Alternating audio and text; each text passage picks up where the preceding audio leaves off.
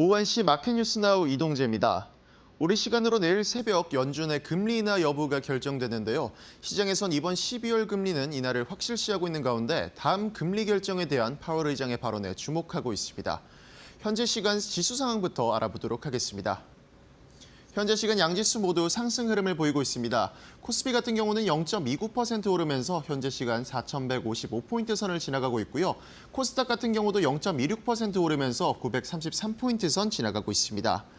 오늘 코스피 같은 경우에는 상승, 코스닥은 하락 출발했는데요. 코스피는 장 초반 하이닉스의 강세로 상승 출발했지만 이후 기관의 매도폭이 확대되면서 하락 전환이 이뤄졌습니다. 하지만 다시금 낙폭을 회복하면서 현재 시간 상승 흐름 이어갑니다. 코스닥은 하락 출발했지만 이후 상승 전환에 성공하며 강보합권에 머무른 모습 보여주는데요. 코스피는 4,100포인트 위에서 코스닥은 930포인트 선 부근에서 관망세가 이어지고 있습니다. 오늘 관망세가 이어지면서 수급 또한 매도와 매수를 지속해서 오가는 모습입니다. 코스피는 현재 외국인이 집중적으로 사들이는 모습인데요. 외국인이 현재 시간 1,900억 넘는 순매수를 보여주고 있습니다. 기관이 현재 시간 1,000억 넘는 순매도 보여주고 있고 개인 또한 1,000억 가까운 순매도를 보여주고 있습니다. 코스닥은 장 초반부터 개인이 꾸준한 매수를 보여줬습니다만 현재 시간으로는 장중 매수폭이 줄어들며 700억 넘는 매수를 보이고 있고요. 외국인 같은 경우가 200억 넘게 매수 이어가고 있습니다. 기관이 현재 시간 500억 넘는 매도를 홀로 보여주고 있습니다. 환율 창도 체크해 보겠습니다. 미국의 기준금리 결정을 앞두고 환율도 관망세를 이어가고 있습니다. 국민연금이 전날 전략적 환해지에 나선 것으로 전해지며 소폭 하락 출발했는데요. 현재 시간으로는 0.21% 오르면서 1,472원 선 지나가고 있습니다. 계속해서 투자 뉴스로 이어가 보겠습니다. 삼성전자의 유리기판 투자 확대 소식에 유리기판 관련 종목들이 일제히 상승 흐름을 보이고 있습니다. 유리기판은 기존 플라스틱 기판 대비 열과 전기적 특성이 우수해 AI 칩 등 고성능 반도체 구현에 필수적인 차세대 소재로 꼽히는데 업계에 따르면 삼성전자는 최근 투자 전문 자회사인 삼성벤처투자를 통해 유리기판 기업 중후엠텍에 투자하며 관련 사업 확대에 속도를 내고 있는 것으로 전해졌습니다. 또한 삼성전자는 오는 2028년 상용화를 목표로 기존 실리콘 인터포즈를 유리 인터포즈로 대체하는 기술 개발에 박차를 가하고 있으며 삼성전기도 세종 공장에서 유리기판을 개발 중입니다. 대신증권은 삼성전기가 유리기판 사업에 본격 진출하며 기술적 우위를 바탕으로 시장 성장을 주도할 가능성이 크다며 유리기판 적용 확대가 빅테크 수요 대응력 강화로 이어질 것이라고 분석했습니다.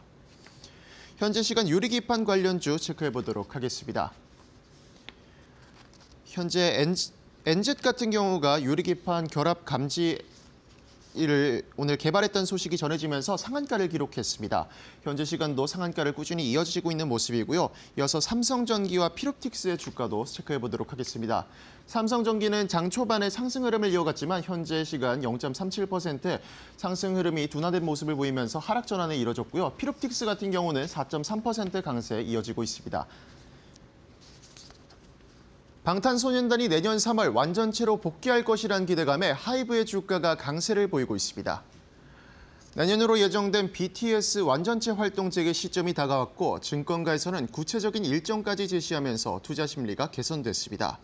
IM증권은 BTS의 내년 완전체 복귀의 유력한 활동 일정은 3월 신보 발매 이후 4월부터 월드 투어를 진행할 것이라고 바라봤고 이번 투어는 약 350만 명에서 400만 명의 관객을 동원할 것이라며 특히 북미와 유럽 지역의 공연 비중이 확대되고 그동안의 이연 수요에 따른 평균 티켓 가격의 상승이 기대된다고 분석했습니다.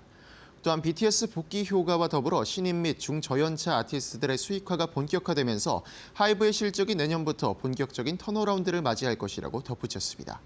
현재 시간 하이브의 주가 체크해보도록 하겠습니다. 하이브 현재 시간도 4% 가까운 강세를 이어가고 있는데요. 3.95% 오른 30만 2천 원 선 지나가고 있습니다.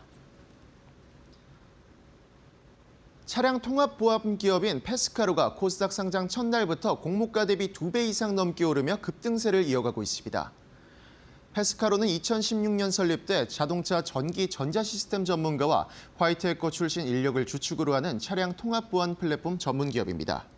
한국과 유럽, 중국 등 세계적으로 자동차 사이버 규제가 확산되는 가운데 페스카로는 규제의 직접 대상인 완성차 업체를 대상으로 소프트웨어 형태의 통합 보안 솔루션과 차량 통신 전체를 보호 관리하는 차량 통신 보안 솔루션을 제공한다고 전했습니다. 한편 지난달 20에서 26일 진행된 기관투자자 대상 수요 예측에서는 1,173대 1의 경쟁률을 보였고 공모가는 희망밴드 최상단인 15,500원으로 확정됐습니다. 현재 시간 페스카로의 주가 체크해보도록 하겠습니다. 페스카로 현재 시간에도 2배가 넘는 143.87%의 상승 흐름 이어가고 있는데요. 37,800원 선 지나가고 있습니다. 연일 눈치 보기 장세가 이어지는 가운데 우리 시장에선 SK하이닉스의 미증시 상장 검토 소식에 많은 관심이 몰리기도 했습니다. 여전히 시장 전체적으로는 미국의 추후 금리 결정이 증시의 향방을 결정할 텐데요. 이어서 이런 시장 상황 속 맞춤 전략까지 저희와 함께 알아보시죠.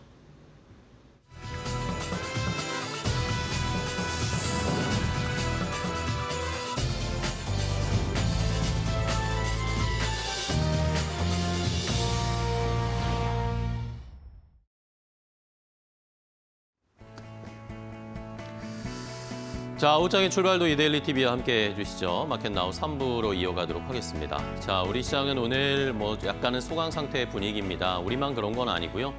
이웃의 일본 시장도 그렇고 간밤에 미국 시장도 눈치 보기를 펼치면서 분위기를 파악하는 그런 양상이 나타났습니다. 아무래도 FOMC 회의가 미국에서 진행이 되고 있기 때문에 내일 새벽, 우리 시간으로는 내일 새벽 4시쯤에 미국의 금리 결정이 이루어질 것이고 그 다음에 30분 정도 뒤에 제롬 파월 연준 의장의 기자회견이 있을 겁니다. 자, 여기에서 무슨 얘기를 할까? 금리를 어떻게 할까? 그리고 내년에는 그렇다면 미국이 금리 인하를 계속 기조를 이어갈 것인가? 이런 메시지들이 가장 중요한 상황입니다. 거기에 따라서 우리 시장도 이 미국의 금리 인하의 수혜라든지 그런 유동성이 풍부해지는 시장의 상황에 따라서 올라갈 수 있을 그런 업종이나 종목들을 잘 골라내야 할 텐데요. 오늘은 일단은 금리 결정을 앞두고 바이오주 정도만 오늘은 좀 올라가고 있습니다. 아무래도 눈치 보기를 하고 있고 시장이 오늘은 조금 쉬어가는 양상 나타내면서 자, 그러면 내일 FOMC 회의 결과 어떻게 나올까요? 여기에 따라서 우리가 어떤 것들을 주목해야 하고 어떤 전략을 세워가야 할지 오늘 앵커 브리핑을 통해서 함께 이야기를 나눠보도록 하겠습니다. 함께 확인해 보시죠. 자, 미국의 FOMC 회의가 열리고 있습니다. 이런 상황에서 이제 내일 새벽이면 저희가 그 금리 결정을 확인할 수가 있는데요. 지금 12월 금리 인하는 거의 기정사실화되어 있습니다. 금리 인하는 거의 당연하다라고 시장은 반영을 하고 있어요. 내일 아마 25bp 금리를 미국에 인하를 하게 되면 이제 이 금리 밴드가 3.5에서 3.75%로 낮아지게 될 겁니다. 이거는 거의 기정사실화하고 있습니다. 시장에서 지금 선물 시장에서도 지금 거의 금리 인하할 확률이 89%, 90%에 육박하고 있습니다. 한때 조금 이게 내려가기도 했는데 다시 올라오면서 지금 12월에 인하할 것은 기정사실화되고 있고요. 이러면서 이제는 금리를 인하하게 되면 어떤 종목이나 업종들을 봐야 할지 미국 시장에서 엔비디아를 필두로 한 그런 빅테크들, 기술주들이, 하이퍼스케일러들이 잘 올라갈 수 있을지 이런 것들도 미국에서는 관심을 많이 받고 있고요. 자, 이외에도 GDP나 실업률이나 물가와 관련된 이 수치들에 대한 언급도 제롬 파월이 하게 될 것 같습니다. GDP 같은 경우에는 내년에 이제 실질 GDP 성장률 전망치를 약간 상향할 것으로 시장에서 예상하고 있고요. 실업률도 4분기에 4.5%로 좀 높아졌다가 점진적으로 내년에는 실업률이 조금씩 낮아질 거다라고 전망을 하고 있습니다. 그 전망을 유지할 것으로 보이고요. 물가와 관련해서도 내년 말 기준으로 한 2.6% 전망치 이 정도로 유지가 될 것이다. 그러니까 물가 상승률도 그렇게 강하게 튀지 않을 것이다라고 FOMC, 미국의 연준은 보고 있을 거다라고 지금 시장에서는 예상을 하고 있습니다. 이런 식으로 나올지를 일단 내일 확인을 해봐야 되겠고요. 자, 근데 중요한 것은 금리 내리는 건 기정사실화되어 있는데 이 금리 인하 기조의 내년의 방향성, 이게 중요하겠죠. 지금 내년에 그런데 금리는 인하하지만 약간 불안한 면들이 있다. 시장에선 이야기하고 있습니다. 다음 페이지를 좀 보실까요? 자, 맥쿼리에서 이번에 FOMC 회의를 앞두고 FOMC 프리뷰 리포트를 발행을 했습니다. 그래서 저도 그걸 한번 체크를 해봤더니 여기 이 단어가 중요합니다. 허키시 컷이라는 이 단어가 중요한데요. 매파적인 금리 인하를 할 것이다 라고 맥쿼리가 전망을 하고 있더라고요. 자, 시장이 지금 얼마 전에 지난달에 미국의 금리 인하 가능성이 굉장히 낮아졌다. 금리 인하 안 할 수도 있다. 이런 이야기가 나오니까 시장이 굉장히 충격을 받았었잖아요.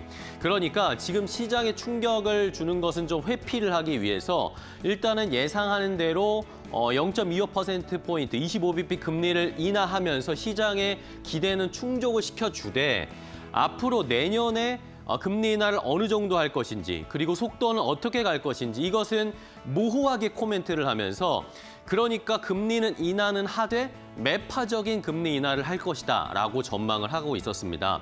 왜냐하면 지금 FOMC, 미국의 연준 내 상황, 미국의 전반적인 지정학적, 정치적 상황도 불안한 상황이고 특히 FOMC 안에서의 분열이 막 보이고 있는 상황이거든요. 위원들 사이에서 의견이 굉장히 엇갈리는 역사적으로 이런 일들이 잘 없었는데 FOMC 투표권이 있는 12명 중에 이번에 금리 인하하는 것에 대한 반대가 3명 이상 될 가능성도 있다라는 그런 전망도 나왔습니다. 이게 3명이 12명 중에 3명이 뭐 맞나 이렇게 생각을 하실 텐데 과거에 FOMC 회의 금리 결정을 하면 대부분 소수 의견은 한두 명 정도밖에 나오지 않았습니다. 근데 3명 이상 정도 나온다는 건 FOMC 안에서 내부에서도 어떻게 말하면 파가 갈리고 있다라는 것이죠. 왜냐하면 이 트럼프 대통령이 FOMC에다가 자꾸 압박을 넣고 트럼프 마음대로 FOMC를 움직이려는 시도들을 자꾸 하고 있기 때문에 그 안에서도 약간의 의견의 분열이 일어나고 있는 것 같습니다. 얼마 전에 리사 쿡 연준 이사도 시장이 지금 굉장히 거품이 많이 끼어있다. 갑자기 이런 얘기를 하면서 시장이 충격을 주는 그런 모습도 나타났는데요. 이게 물론 시장에 거품이 있다라고 해석을 할 수도 있지만 이게 지금 현 트럼프 행정부에 대한 반감이다, 반발이다 이런 식의 코멘트도 나왔었던 적이 있습니다. 그만큼 지금 역대급으로 불확실성이 큰 정치적, 경제적 환경 때문에 FOMC가 분열되고 있다. 이것이 또 시장에 불안감을 줄 수 있다라는 의견들도 있습니다. 이러면서 중립금리를 지금 한 3.25%로 3.25%로 보는 파들이 하나가 있고 그거보다 또 금리가 낮게 중립금리 2.75%로 중립금리를 잡아야 된다라는 이 양파가 있는데 아무래도 높은 중립금리를 예상하는 위원들은 지금 금리 인하를 추가로 하면 안 된다라고 주장할 가능성이 크고요. 그런데 지금 더 금리를 낮춰야 된다, 빠르게 이렇게 얘기하는 사람들은 중립금리를 낮게 보고 있는 위원들인데요. 그런 사람들은 지금 너무나 제약이 많다, 금리 더 추가적으로 내려줘야 된다라는 그런 의견이 약간 대치될 가능성이 있다. 그러니까 결국에는 파월 의장도 이 중간에서 조율을 하고 이 중간자적 입장을 유지해야 하기 때문에 이런 식으로 매파적 인하의 포지션을 보여줄 가능성이 높다라는 의견이었습니다. 자, 그렇다면은 정말 내년에 금리 인하를 안 하는 걸까요? 다음 페이지를 좀 보겠는데요.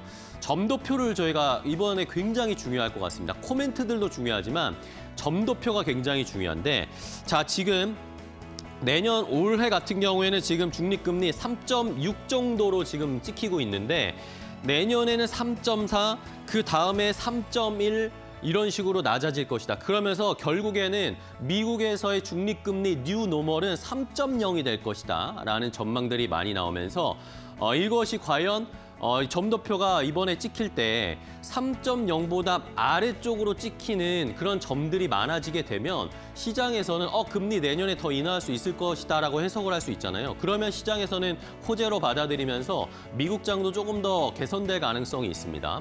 그러니까 인하 횟수나 인하 중립금리의 그 수준이 낮아지는지 그 아래 점이 찍히는지를 이번에 FOMC 회의에서 시청자분들도 잘 보셔야 됩니다. 파월 의장의 말도 중요하지만 요 점도표 찍히는 것도 한번 제가 나오면 한번 체크는 해드리도록 하겠습니다. 자, 그리고 또 중요한 것은 이제 제롬 파월 연준 의장은 거의 끝물이죠. 이제 내년에는 새로운 FOMC 연준 의장이 결정이 됩니다. 다음 페이지 보시면 바로 이 사람입니다. 케빈 해시시라는 사람이 이제 차기 연준 의장이 될 가능성이 굉장히 높습니다. 지금 현재 백악관 국가경제위원회 위원장이고요. 트럼프 1기 때도 트럼프 옆에서 경제참모 역할을 하면서 경제적 정책에 조언을 많이 준 사람입니다. 그리고 매우 친 트럼프적인 인물입니다. 그런데 지금 제롬 파월 연준 의장이 내년 5월까지가 임기입니다. 근데 이미 뭐 연준 의장의 레임덕이라고 해야 될까요? 트럼프 대통령은 이미 제롬 파월을 신경 쓰지 않죠. 금리 인하를 그냥 내년에 많이 해야 된다라고 계속 주장하고 있습니다. 그런데 케빈 해시스는 거의 트럼프의 의견과 비슷하게 입장을 가지고 있는 사람입니다. 자, 이러면서 케빈 해시스 오늘 얘기도 했습니다. 오늘 FOMC 회의에서 당장 B컷도 가능하다. 25bp가 아니라 50bp 내려도 된다라고 지금 얘기를 하고 있습니다. 이러면서 지금 시장에서는 좋다. 이 케빈 해시스의 내년에 금리 인하 속도 더 가속화할 것이다라는 걸 좋아하는 그룹도 있고요. 또 한편에서는 이게 좋지 않다라고 하는 해석들도 있습니다. 맨 그룹에서는 자, 지금 금리 인하를 내년에 너무나 빠르게 갈 경우에는 지금 FOMC 연준의 독립성 자체가 이제는 흐트러지고 연준의 지위가 낮아지는 것이기 때문에 이것은 시장의 불안감을 더 높여주는 계기가 될 것이다. 그러면서 결국에는 장기 금리가 오히려 역으로 상승할 수도 있다라는 불안감도 조금 표출하고 있는 상황이기 때문에 내일 FOMC 회의 금리 인하는 뭐 이미 결정되어 있는데 그 나머지 주변을 둘러싸고 있는 차기 연준 의장에 대한 코멘트 그리고 점도표에 찍히는 그리고 내년에 대한 금리 방향성 이런 것들이 더 중요하다라는 것을 잘 살펴보시면서 내일 FOMC 회의 결과를 함께 확인해 보도록 하겠습니다. 앵커 브리핑이었습니다.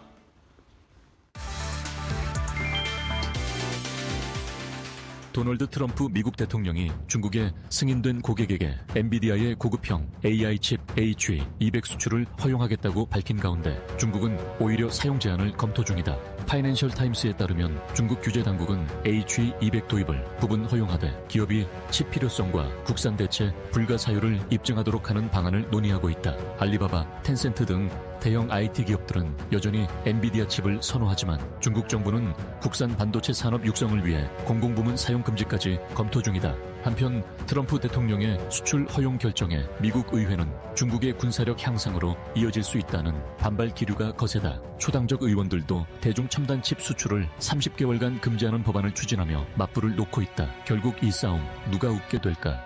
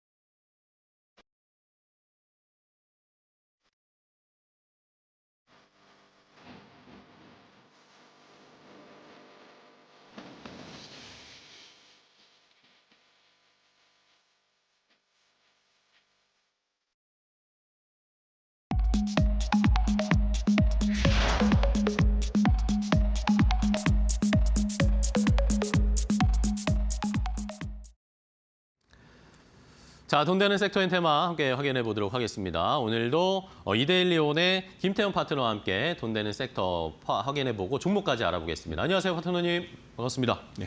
자, 오늘은 또 어디에 관심을 가지고 계실지 김태현 파트너가 생각하는 돈 되는 섹터인 테마 어떤 것을 첫 번째 골라주셨을까요? 함께 확인해 보겠습니다. 자, 첫 번째는 양자 암호 보안 관련 종목을 살펴봐야 된다. 양자 암호 보안 섹터 테마. 자, 어떻게 보면 우리 시장에서는 아직까지는 막 부각되지 않는 그런 섹터인 것 같은데요. 자, 어떤 포인트를 보고 저희가 투자 아이디어를 잡아야 될까요? 네. 양자 암호 보안하면 네. 우리가 실질적으로 직접 경험을 못 해보셨기 때문에 좀 그렇죠. 뭐랄까 먼 미래의 일이나 이렇게 생각하시는 분들이 많을 텐데요.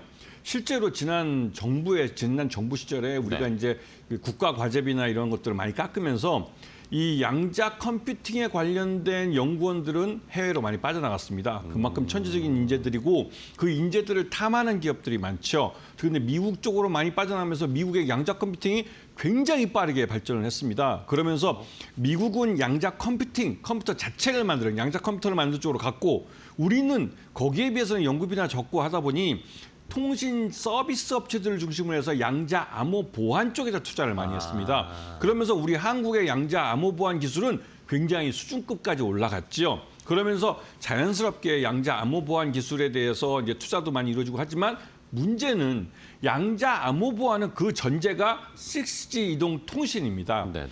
그 6G 이동 통신은 기존에 우리가 5G라고 말했던 세계 최초로 우리 한국이 상업화했던 5G 이상의 데이터량을 그러니까 초스피드로 처리할 수 있는 그런 통신 기술인데요. 그 기술을 6G를 세계 최초로 상용하는 게 과연 한국일까 아니면 중국일까에 대해서 말들이 많습니다. 그만큼 중국의 광통신 기술이 발전한 것이죠. 이러한 큰 시장의 기저 변화 속에서 양자 암호 보안은 여러분들이 앞으로 누울 자리로 다리를 뻗어놔야 될 그런 분야입니다. 네. 자, 양자 컴퓨팅 관련된 종목들은 미국에서 관심을 매우 많이 받았잖아요. 얼마 전에 주가가 많이 미국에서 뭐 아이온큐나 뭐 이런 종목들이 엄청나게 급등했다가 최근에 미국에서도 약간 주 거품이 꺼지기도 했지만 다시 또 출발하려는 움직임을 나타내고 있습니다. 우리 시장에서는 양자 컴퓨팅보다 양자 암호 보안주를 좀 살펴봐야 된다. 요 뭐 최근에 또 보안 사고 이런 것들이 많으니까 이것도 연관돼서 저희가 테마를 살펴볼 수 있겠네요. 자, 그러면 양자 암호 보안 관련주 아까 뭐 살짝 힌트는 주셨는데 그럼 통신 쪽이랑 엮어서 봐야 될까요? 네. 이 양자 암호 보안 기술이 확실히 이제 돈이 되는 사업 쪽은 역시나 통신 서비스 쪽입니다. 여러분들이 앞으로 다양한 이런 자율주행 자동차도 그렇고 이런 통신 서비스도 그렇고 요즘 말이 많은 그 보안 쪽 우리가 이제 이 개인 정보가 탈취돼 가지고 2차 범죄로 이용되는 부분 이런 모든 곳에 양자 암호 보안 기술이 적용이 되면 이제 앞으로 그런 부분에 대해서 걱정할 필요가 없습니다. 왜냐하면 우리가 기존의 보안주라고 부르는 것들은 소프트웨어 단에서 이런 보안 기술, 솔루션을 만드는 겁니다.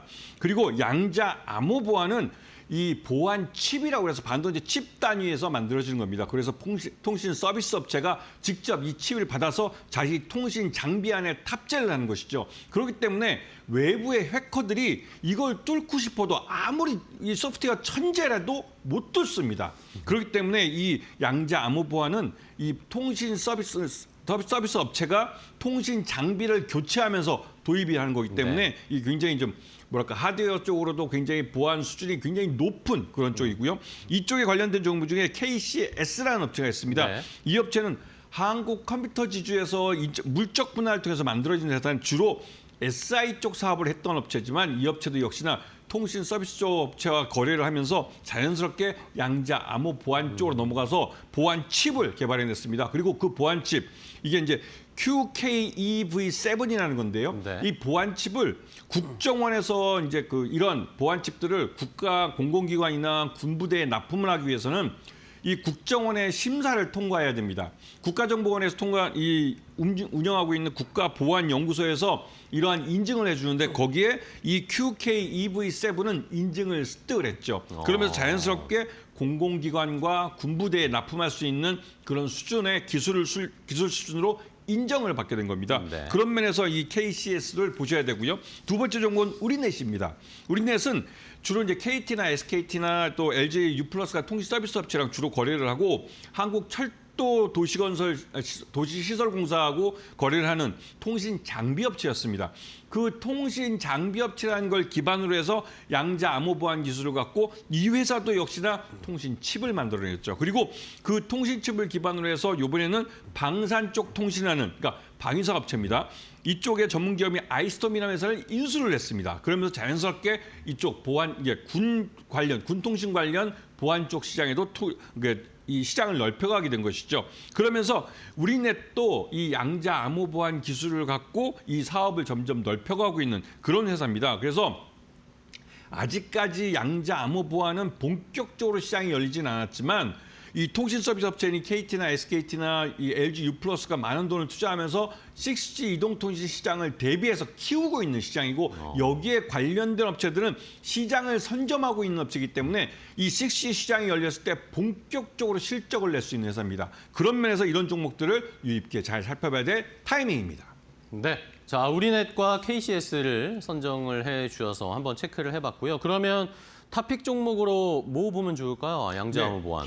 비교적 최근에 상장을 한 ICTK라는 업체가 있는데요. 네네. 이 ICTK는 매출 외형은 아직 크진 않습니다. 아직 규모의 경제를 달성하지 못했고 네. 하지만 이 보안 칩, PUF 기술이라는 걸 갖고 이제 보안 칩을 만들어냈고 그 개발된 칩이 이 아까 말씀드렸던 여러 가지 인증들을 통과하면서 시장이 6G 시장이 열렸을 때 곧바로 시장에 들어갈 수 있습니다. 그런데 여기서 중요한 점은 미국 나스닥에 상장돼 있는 BTQ 테크놀로지라는 업체가 이미 이 회사에 투자를 하고 자기네를 위한 양자 암호 보안 칩을 만들어달라고 하고 있습니다. 그리고 이번에 이 회사가 미국 회사가 투자한 그 돈은 이 BTQ 테크놀로지라는 회사를 위한 양자 암호 보안 칩을 만드는 시설에 투자가 됩니다. 이 말뜻은 이 ICTK가 규모의 경제를 달성할 수 있는 바로 그 문턱 앞에 와 있다는 것이죠. 네. 여기서 점프업에서 말 그대로 규모의 경제를 달성하고 흑자를 내기 시작하면 이 회사의 주가는 재평가를 받을 때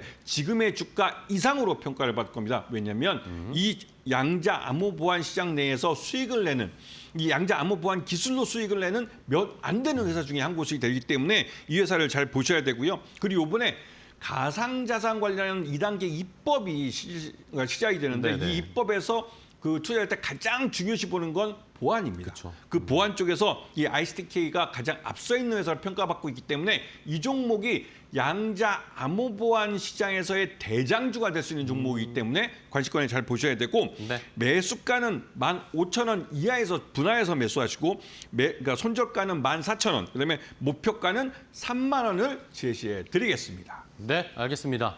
자, ICTK를 양자암호 보안 쪽에서는 이제 탑픽으로 골라주셨습니다. 앞으로 성장 가능성이 높다. 실적이 찍히는 그런 양자암호 보안이 될 수 있다라는 그런 의견을 주셨으니까요. 함께 확인을 해보도록 하겠습니다.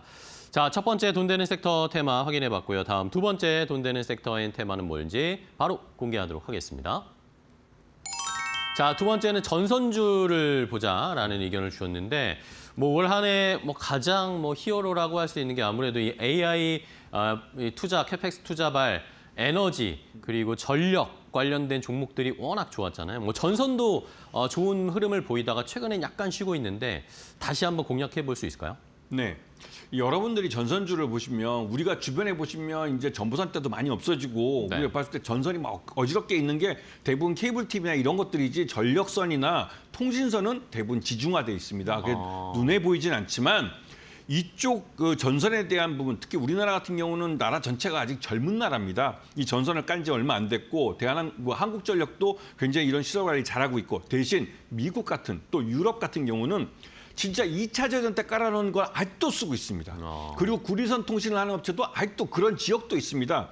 그만큼 미국은 이 통신 서비스, 그러니까 통신 서비스를 제대로 업그레이드하지 않으면 이 AI 데이터 센터에서 어떠한 데이터를 개인 가정에서 이제 내려받거나 할 때 이게 하세월이 걸리는 것이죠. 지금도 우리 한국인들은 왜 해외에 나가면 이 인터넷 통신이 왜 이렇게 느리냐고 그러는데 그게 다 이유가 있는 겁니다. 우리나라는 이런 시설이 잘 돼 있지만 그 미국이나 EU 같은 이 선진국은 여전히 좀 후진적이죠. 그래서 이거를 개발하는 데 돈 들어간 게 몇백억 달러가 들어가고 그 몇백억 달러에 들어가는 이 AI 데이터 센터 건립뿐만 아니라 여기에 들어가는 에너지원이 SMR을 만드는 돈뿐만 아니라 이 발전된 전기를 여기다 보내주는 전선, 즉 이 전선망을 만드는 이 전력망을 만들고 전선망을 들어갈 때 다 구리선이 들어갑니다. 그래서 구리선 이 전선주들이 앞으로 시장이 점점 더 커질 거기 때문에 이 전선주들을 주의 깊게 잘 보셔야 될 그런 타이밍입니다. 네, 알겠습니다. 자, 그러면 자연스럽게 종목 이야기로 넘어가 볼 텐데 어떤 종목을 저희가 전선주 중에 살펴볼까요? 네. 지금 보시게 되면 우리나라도 국내에서는 사업을 하는데 돈이 많이 들어갑니다. 인건비도 네. 많이 들어가고 하다 보니 해외에 나가서 많이 하는데 LS그룹 같은 경우는 베트남을 나름대로 자신들의 이제 생산 공장화 만들면서 거기에 이 비나라고 부르는데요. 이 베트남에서 가장 큰 전력망 회사하고 전력선 회사, 그다음에 전력통신선 회사, 이 그 베트남에서 1위를 하는 업체를 이 LS 그룹이 하고 있습니다. 그래서 그 베트남 사업체들의 이 지주회사 기업, 중간 지주회사죠. 그걸 LS 에코에너지라는 회사를 만들었는데요. 이 회사가 말 그대로 이 베트남에서 만들어낸 전력망, 그 전력선, 그다음에 통신선 이거 갖고 베트남의 경제 발전에 하는 데 있어서 그 수혜를 받고 있죠. 그 베트남의 경제 성장률은 우리의 몇 배가 됩니다. 굉장히 우리의 한 80년대, 70년대 생각하시면 되는데요. 나날이 발전하고 있습니다. 거기서 사용되는 전력선이나 통신망, 이 통신선, 이 수요량이 엄청나죠. 네. 거기다가 베트남에서 만들어서 유럽으로 수출하고 미국으로 수출합니다. 미국은 이번엔 트럼프 이것 때문에 좀 관세 때문에 관세. 미국 수출하기 좀 어렵긴 하지만 유럽 쪽으로는 엄청나게 수출되고 있죠. 중국하고 경쟁해서 이길 수 있는 나라가 몇 개 안 되지만 그 베트남에 생산된 이 상품들은 제대로 중국 업체와 경쟁할 수 있는 그런 곳입니다. 그래서 이 LS 에코에너지를 주의 깊게 잘 보셔야 되고 두 번째는 일진전기입니다. 네. 일진전기를 그냥 전력 장비만 만든다고 생각하시는 분도 많지만 이 고압 전선을 만들기도 합니다. 그러면서 이제 구리선 쪽에서도 수요가 많은 회사고요. 국내 전선 시장에서 이 일진전기는 3위 내지는 4위 정도 하는 그 정도 사이즈를 갖고 있는 회사입니다. 그렇기 때문에 이 회사를 잘 보셔야 되고 이 회사는 특히나 이제 그 일진전기 같은 건 미국향 매출이 한 70% 정도 되고 그다음에 고마진의 변압기, 그다음에 전선보다는 이제 고마진의 이 변압기를 본격적으로 수출하는데 그 공장이 홍성에 있습니다. 그래서 이 업체 같은 경우는 그 다른 업체들만큼 이제 전선에만 의존하는 게 아니라 네. 고압 변전기 같은 다른 중전기 분야도 하고 있기 때문에 그 수익성이 좀 고르게 퍼져 있다는 점을 좀 보셔야 되고 우리나라 국내 서해안 에너지 고속도로 프로젝트에도 수혜를 볼 업체입니다. 이런 부분을 잘 보시면서 이 전선주들을 관심권에 잘 보시고 내 포트에 담아두시면 내년도 수익에 꽤 큰 도움을 받을 수 있을 겁니다. 네. 자, 일진전기 LS 에코에너지 소개를 해주셨고요. 그러면 전선주 중에 탑픽, 우리 그 포트에 넣을 만한 탑픽 종목으로 모아볼까요? 네, 여러분들이 좀 비싼 종목만 얘기하시면 안 사시는 분들이 많으니까 개인 네. 투자분들이 와서 저가주를 갖고 말씀인데 예. 가불그룹의 계열사 중에 KBI라고 가불이 이제 간판을 바꿨는데 네, KBI. 메탈이라는 업체가 KBI 있습니다. 메탈이요. KBI 메탈은 베트남에서 이 전선 사업을 하고 있는데요. 아까 말씀드렸듯이 베트남 시장 자체가 성장하고 있고 여기서 또 이 회사는 이 베트남 이 전선뿐만 아니라 그 BLCD 모터라고 자동차에 들어가는 전장 부품도 만듭니다. 그쪽에 관련된 공장도 이번에 완공을 해서 작년부터 가동을 시작했는데 이 전기차 캐즘 때문에 약간 주춤하고 있지만 이런 부분에서 벗어나고 있기 때문에 실적이 개선되고 있는 상황이죠. 그리고 이 회사의 모회사인 KBI 모듈 그룹은 네. 이번에 미국에서 굉장히 큰 그 BESS 사업을 프로젝트를 굉장히 크게 벌입니다. 외국인 이제 현대 일렉트릭이랑 그쪽하고 손잡고 같이 벌이는 사업인데요. 굉장히 큰 사업입니다. 여기에 KBI 메탈이 전선을 공급을 하죠. 그렇기 때문에 내년 시장에서 확실하게 실적에 점프업을 오면서 실적도 적자에서 흑자로 돌아설 가능성이 높은 업체입니다. 그런 면에서 매수가는 1,700원 이하에서 분할해서 매수하시고 목표가는 3,500원, 손절가는 1,600원을 제시해 드리겠습니다. 네, 알겠습니다. 자, 전선주 중에는 KBI 메탈을 탑픽으로 골라주셨으니까요. 가격 전략 따라서 잘 공략을 해보시기 바랍니다. 자, 오늘 돈 되는 섹터 힌테마 김태훈 파트너와 함께했습니다. 파트너님 오늘 좋은 종목 소개해 주셔서 감사하고요. 다음 시간에 또 뵙겠습니다. 고생 많으셨어요.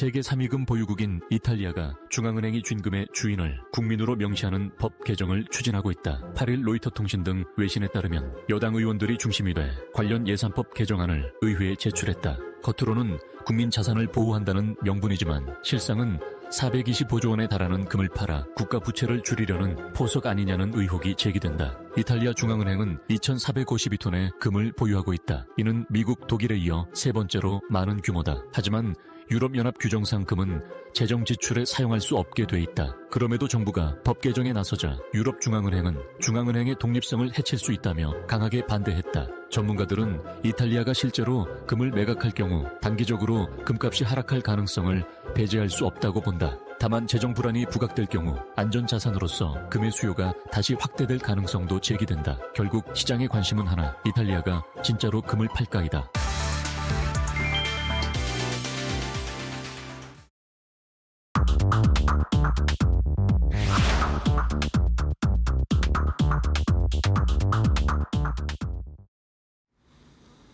자, 마켓나우 3부와 함께하고 계십니다. 우리 시장 코스피도 상승으로 전환을 해서 강보합권 수준 4,150포인트까지 올라왔습니다. 코스닥도 935포인트. 자, 올해 이제 얼마 남지가 않았는데 한 번 더 피크를 치어서 올리려는 것인지 내일 또 일단 FOMC 회의 결과가 중요하긴 한데요. 오늘은 SK 하이닉스가 결국에 코스피를 지탱해주고 있고 지금도 거의 4에서 5% 가까이 SK 하이닉스가 상승세를 나타내고 있습니다. 어제도 말씀드렸지만 ADR 미국의 상장 가능성 이야기가 나오면서 다시 한번 60만 원 도전하고 있는 SK 하이닉스고요. 코스닥 시장에서는 오늘 제약바이오 쪽이 대부분 좋습니다. ABL 바이오가 7% 가까이 상승세, 코롱 티슈진, 리가켄바이오, 펩트론, 대부분의 제약바이오가 오늘은 코스닥 시장을 이끌어가고 있는 모습입니다. 자, 시장의 분위기를 이제 종목으로 조금 더 자세하게 알아보도록 하겠습니다. 이데일리 TV 소동구 전문위원과 함께 오후장 종목 레이더로 이어가겠습니다. 안녕하세요, 위원님. 네, 안녕하세요. 네, 반갑습니다. 자, 위원님이 오늘은 또 어떤 종목을 보고 계실지 궁금합니다. 오늘 시장의 온도를 파악할 수 있는 소동구 위원이 선택한 종목은 무엇인지 첫 번째 종목부터 함께 확인해 보겠습니다. 자, 삼성 SDI입니다. 오늘은 또 삼성 SDI가 좋은 소식이 있었어요. 새벽에 또 좋은 뉴스가 나오면서 역시 삼성 SDI도 이제 ESS다 라는 이야기가 나오면서 오늘 30만 원 위로 더 올라가고 있는 모습인데, 자, 삼성 SDI 궁금한 건 지금이라도 공략해도 될까요? 저는 공략해야 된다고 봅니다. 그럴까요? 이제 다만 최근의 모습들을 보면은 LG 엔솔도 그랬고 저런 대규모 수주 소식이 나오면 아침에 갭상승, 물론 애프터마켓이라든가 프리마켓에서 일정하게 반영되는 부분도 있긴 했습니다만은 그만큼 아직 이쪽 우리가 어떻게 보면 셀 쪽으로서의 매기들이 집중화되는 그런 흐름은 약하다. 네, 그러니까 급등하면 때리겠다라는 이런 어떤 거란 말이죠. 네. 이러한 것들을 감안하더라도 현재 시점에서 뭔가 변화의 모습들을 계속 보이고 그러한 것들이 ESS 쪽에서 가시적으로 창출되고 있다라는 거, 그걸 우리가 좀 주목해야 되지 않을까 이런 말씀을 좀 드리고 싶습니다. 조금 전에 이제 말씀을 드렸던 것처럼 2조 규모의 수주 훈풍 이렇게 됐는데 또 하나 이제 우리가 확인해야 될 것은 전체적으로 예를 들어서 SDI 기준만 해도 매출단이 한 15조 내외 정도 되잖아요. 네. 물론 이 단발성으로 끝나는 건 아니고 누적적으로 2조, 1조 이런 식으로 계속 수주를 하겠지만 아직은 전반적으로 봤을 때 ESS 쪽 부분은 한 10%에서 20% 미만이다. 그러니까 매출에서 차지하는 비중이 작다. 예를 들어서 배터리 2차 전지 배터리 쪽과 관련돼서 5대 5다 그러면 이 내용은 또 엄청날 거라고요. 그쵸? 근데 아직은 70-80% 이상이 대부분의 셀 업체들이 바로 2차 전지 전기차와 관련된 쪽에 집중화돼 있으니까 그런 부분에 이제 탈피하는 현상이 2026년부터 본격화되지 않겠느냐, 이렇게 여러분들 이해하시는 게 좋을 것 같습니다. 특히 유럽의 전기차 쪽들도 많이 회복세를 보여주고 있다는 것도 긍정적이고 올해까지는 적자가 나올 것으로 봅니다만은 다행스러운 것은 3분기 적자폭을 피크로 해서 4분기에도 적자가 이루어지지만 축소가 된다라는 거고요. 그리고 2026년도에는 영업이익 기준으로 소폭의 흑자, 그리고 2027년에 대규모 흑자 전망이 되고 있다라는 것은 어떤 면에서는 시간적으로 이제 점점 다가오고 있다라는 거 아니겠습니까? 그렇죠. 그러다 보니까 주가도 저점을 높여가면서 하방 경직성을 보여주고 어떠한 모멘텀을 가지고 반등에 나서는 이러한 모습들인데 주가의 일봉의 모습을 먼저 좀 보시도록 하겠는데요. 일봉의 모습을 보시면 지난번 구간에서도 이런 수주 소식들이 나오면서 급등했다가 밀려 내려오고 올라오는 이러한 모습 속에서 35만 원까지 넘어갔던 모습. 그리고 지금의 모습들을 이렇게 보시면은 어떻습니까? 아주 이상적인 가격과 기간 조정을 잘 지금 보여주고 있는 모습이란 말이죠. 만약에 무기력한 모습이었으면 이렇게 급등과 급락을 하고 그냥 원위시 됐을지도 모르는 거죠. 그러나 이러한 어떤 징검다리를 보여주면서 하방 경직성을 보여주고 있다라는 거, 이러한 것들을 염두에 두신다면 오히려 이제부터는 32만 원 이하 중심으로 해서 여러분들이 매수의 관점으로 대응을 하시고 이 30만 원에 대한 지지력들을 우리가 한번 좀 확인해 볼 필요가 있지 않을까. 저점은 이미 이제 계속해서 올라오는 모습들을 우리가 이제 확인하고 있으니까요. 이러한 부분들을 염두에 두시면서 이제 조금 더 수급적으로 안정적인 외국인 기관들의 매수세가 이쪽으로 이제 빠르게 들어와 주느냐, 이러한 것들을 좀 감안해 보시면 좋을 것 같고, 또 하나 이제 우리가 체크해야 될 건 뭐냐면 2차 전지 쪽에서 바로 소재단인 에코그룹 형제들이 이제 같이 올라오잖아요. 네네네. 결국은 이것은 이런 수주를 보임으로 해서 결과적으로는 주문을 준다는 얘기 아니겠습니까? 그렇죠. 네. 바로 이런 소재단에 주문을 주고 그것이 이제 먼저 움직이고 있다라는 거죠. 그런 측면으로 본다라면 삼성 SDI 현재 시점에서 여러분들이 충분히 분할 매수, 또 보유하고 계신 분들은 조금 시간이 걸리겠지만 홀딩의 관점으로 접근하셔도 큰 무리가 없겠다라고 다시 한번 말씀드리겠습니다. 네, 알겠습니다. 자, 삼성 SDI 오늘 뭐 수주 소식, ESS용 LFP 배터리 수주 소식이 나오면서 장 초반보다는 탄력이 조금 줄긴 했는데 어쨌든 32만 원 아래에서 32만 원과 30만 원 요 사이에서는 좀 지지하는지를 보면서 매수를 해봐도 괜찮겠다라는 의견. 내년에 진짜 실제로 흑자 전환을 해주면 또 워낙 또 좋은 평가들이 많이 나올 수 있을 것 같아요. 그렇죠? 삼성 SDI, 2차 전지 배터리 쪽 보시는 분들은 오늘 시장에서 한번 잘 살펴보시기 바랍니다. 첫 번째, 삼성 SDI를 확인해봤고요. 자, 다음 두 번째 종목도 바로 확인해보겠습니다. 어떤 종목인지 공개합니다.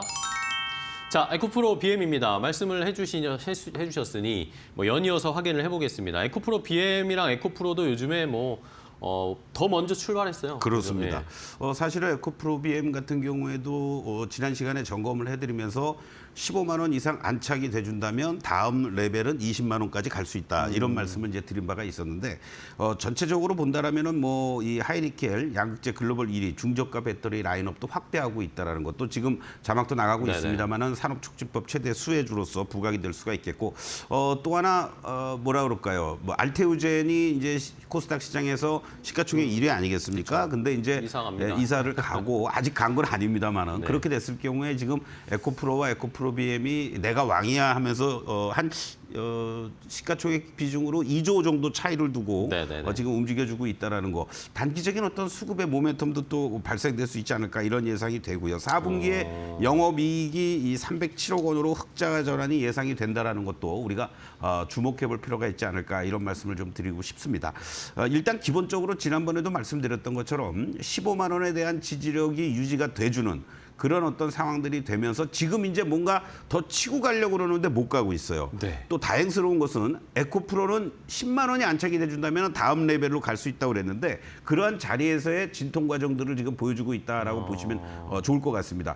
자, 지난번에 이제 이 고점을 넘어서주는 이러한 모습들이 지금 나타나고 있죠. 그렇네요. 바로 이러한 부분들을 감안한다라면 오히려 이제는 이 지난번에 말씀드렸듯이 이 15만 원이 이제 안착돼주는 이런 진통 과정이 좀 있었습니다. 이 이후에 추가적인 상승 흐름을 보여주는데 단기적으로는 이제 이 19만 원에서부터 20만 원이 저항의 자리로 작용이 되고 있다라는 거죠. 자, 월봉의 모습으로 한번 좀 보시겠는데요. 네.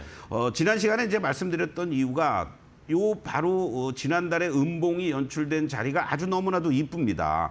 그러면서 이번 달에 오히려 15만 원에 그러니까요. 올라서는 모습이 나온다면 한 쳤다 단계 더 갔네요. 레벨업 될 네. 수 있습니다라고 그 당시 때도 월봉을 보면서 여러분들께 말씀드렸는데 지금 딱 어떤 면에서는 바로 요 20만 원을 다시 한번 회복 시도하려는 이러한 과정에서의 진통 과정이다라고 여러분들 보시면 좋을 것 같습니다. 그래서 지금은 오히려 18만 원이 계속 저항으로 작용이 되고 있죠. 네. 그건 왜 그러냐면 19만 원과 20만 원이 바로 눈앞에 있지 않습니까? 그렇기 때문에 현재 시점에서는 매수하고 싶은 사람들은 조금 기다렸다가 매수하려고 그러는 거고 보유하고 계신 분들은 조금만 올라오면 나 더 때리겠다. 하려고 하고, 예. 이런 어떤 가격의 공방대에 놓여져 있다. 이런 것들을 염두에 두신다면 보유하고 계신 분, 저 개인적인 생각은 월봉상으로 이렇게 저점을 높여가면서 양봉으로 지금 이번 달 잘 보여주고 있기 때문에 네. 18만 원을 넘어가면서 20만 원도 쉽게 넘어갈 수 있는 자리들이 여기서 물량 소화를 좀 해준다면은 대응이 가능한 거고 단기 접근하시는 분들은 오히려 지금 자리에서 매수해서 뭐 20만 원에 매도하는 거 좋지만 좀 기다려 보시죠. 네네. 그리고 그러면 한 17만 원대 만약에 온다 그러면은 거기서 매수하고 20만 20만 원 원대에서. 근처 가면은 매도하고. 근데 좀 중기적으로 갖고 가시는 분들은 현재 시점에서 홀딩의 관점으로 이렇게 20만 원만 넘어간다라면은 뭐 25만 원도 쉽게 갈 수 있는 자리들이 나오니까 그 다음 자리까지는 염두에 두시면서 대응을 해주면 좋겠다 이렇게 말씀드리겠습니다. 알겠습니다. 자, 에코프로 BM에 대한 전략까지 세워주셨습니다. 일단은 뭐 15만 원은 잘 지지해 줄 수 있을 것으로 좀 보이는데 이제 중기로 가져갈 거냐 단기로 한번 트레이딩 할 것이냐 요 전략에 따라서 시청자분들 선택은 조금 달라질 것 같습니다. 어쨌든 20만 원까지는 약간은 상방은 열려 있으니까 한번 공략해 보도록 하겠습니다. 자, 두 번째 에코프로 BM 봤고요. 다음 세 번째 종목은 뭘까요? 위원님의 선택. 세 번째 종목 공개하겠습니다. 자, 하이브입니다. 하이브는 뭐 계속 이야기 나옵니다. 근데 주가는 아직까지는 뭐 강한 반응이 나오진 않고 그렇죠. 있는데 뭐 우리가 다 알고는 있습니다. 내년에 BTS가 완전체로 이제 글로벌 투어를 시작한다. 네. 이게 진짜 주가를 끌어올려 줄 수 있을까요?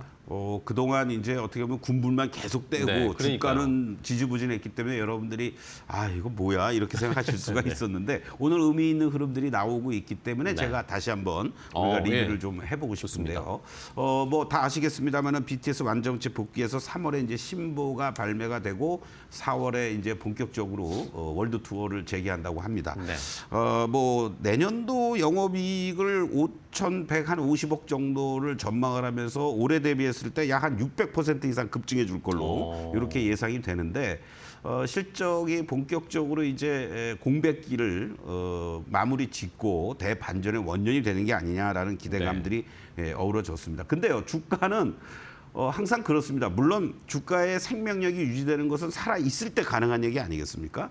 그런데 문제는 희망이라는 어떤 부분들이 이제 점점 시기적으로 가까워오고 있다라는 거. 사실 지난번 구간에서는 조금 성급하게 올라온 부분도 있었습니다. 여러 가지 뭐 에이펙 이벤트라든가 뭐 중국의 뭐 이런 얘기들 나오고 그랬는데 거의 원위치 됐죠. 근데 이 주가가 원위치 되면서 제발 이평선들을 전부 다 수렴시켜 놨습니다. 수렴시켜 놓고요. 그렇네요. 이제서 조금 아직은 좀 미흡한 거래입니다만은 여기와 같은 이러한 거래량들이 이제 실릴 수 있는 흐름을 지금 만들어주고 있다라는 거죠. 만약에 오늘도 이러한 거래량이 조금 실리면서 음봉으로 밀리는 흐름이었다면 오히려 이 주가는 아이고 아직도 멀었네라고 볼 수가 있겠는데 그렇지 않다라는 거고요. 주봉의 모습으로 여러분들이 보셔도 이 음봉의 자리들 있긴 합니다만은 이 계속해서 일정한 자리에서 이 횡보하는 박스권의 상단을 중심으로 해서 지금 돌파 시도를 하려는 모습이란 말이죠. 그런 차원으로 본다라면 현재 시점에서 여러분들이 뭐 큰 욕심만 안 내도 28만 원에 대한 지지력은 이제 확인이 됐고 31만 원만 안착이 돼준다면 추가적으로 일단 직전 고점을 향해서 갈 수 있는 그런 흐름이 나올 수 있지 않을까 이렇게 말씀을 좀 드리겠습니다. 네, 알겠습니다. 어쨌든 뭐 고점은 계속 저점은 높이고 있네요. 네. 저점을 높이면서 조정 받았다가 다시 가고 이런 패턴이니까 내년에 정말 좋은 잭팟을 터뜨릴 수 있을지 하이브 한번 기대해 보겠고요. 자, 마지막으로 한 종목 간단하게 체크해 볼까요? 마지막 종목은 뭔지 공개하겠습니다. 자, IT센 글로벌입니다. IT센 글로벌은 어떻게 공략하면 될까요? 뭐 아시는 분들은 아시겠지만 우리나라의 어떤 면에서는 대표 디지털 자산 발행이라든가 이런 쪽이 아주 특화가 되어 있는 회사죠. 또 한국금거래에서도 자회사를 갖고 있고요. 금거래가 워낙 활발하게 이루어지다 보니까 뭐 4분기 메가톱급 이상의 실적이 나올 것이다 이런 얘기들이 나오고 있고 또 국회에서 사실 가상자산 특별법과 관련된 그렇죠. 이러한 예. 부분들 얘기들이 나오니까 이것뿐만이 아니고 뭐 다날이라든가 관련주들이 이제 꿈틀대는데 지금 현재의 모습을 보면 얘가 대장주의 역할을 보여주고 있는 것 같습니다. 지난 지난 10월 달에도 이러한 고점을 한번 기록했고요. 그리고 또 11월 달에도 고점 한번 기록했는데 이번에 이 자리를 돌파를 해주는 그렇네요. 그렇습니다. 이 모습들이 나타나고 있다라는 거죠. 그것도 거래가 수반이 돼주면서 단기간에 급등을 했기 때문에 일부 차익 실현도 병행을 해주면서 이 종목의 특성, 5일선에 대한 지지력만 보여주고 대응하신다면 큰 무리가 없지 않을까 이렇게 말씀을 좀 드리겠습니다. 네, 알겠습니다. IT생 글로벌 가상자산 쪽에 대장주로 체크를 하면서 저희가 한번 공략을 해보도록 하겠습니다. 자, 오늘 서동구 위원과 함께 종목 살펴봤습니다. 좋은 종목 소개해 주셔서 감사하고요. 다음 시간에 또 뵐게요, 위원님. 고맙습니다. 네. 자, 마켓나우 3부 저희가 준비한 종목은 여기까지 소개를 해드리겠습니다. 저희는 내일 또 오후 1시에 더 좋은 종목 가지고 찾아뵙도록 하겠습니다. 시청해주신 여러분 고맙습니다.